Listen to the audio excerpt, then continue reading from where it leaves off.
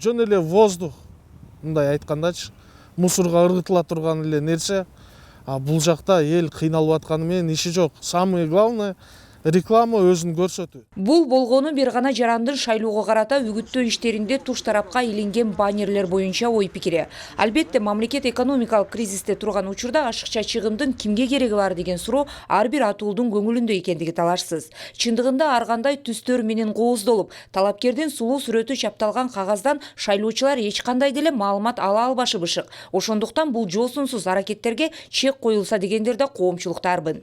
Ушул адамдын келбетинен карап эле шайлаш керек турбайбы деген ой кетет биринчиден.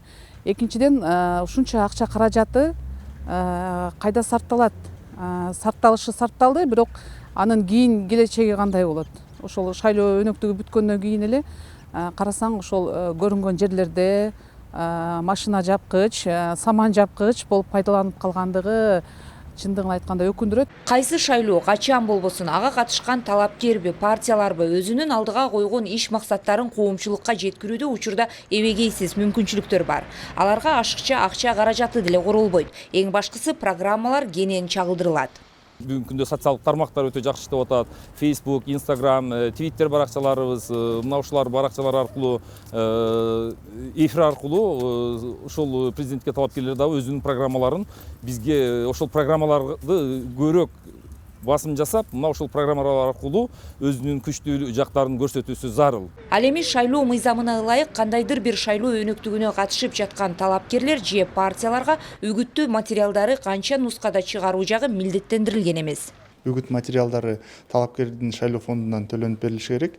Ошо төлөнгөндөн кийин жазалып чыгат. Үгіт материалдардын көлөмү аныкталган эмес. Ошо болгону ошо үгүт материалдын жалпы санынын 1%-нен кем эмеси ошо мүмкүнчүлүгү чектелген жарандарга, шайлоочуларга ылайыкталып чыгарылышы керек. Ошондой эле үгүт материалдардын экземплярлары Борбордук шайлоо комиссиясына тапшырылышы керек.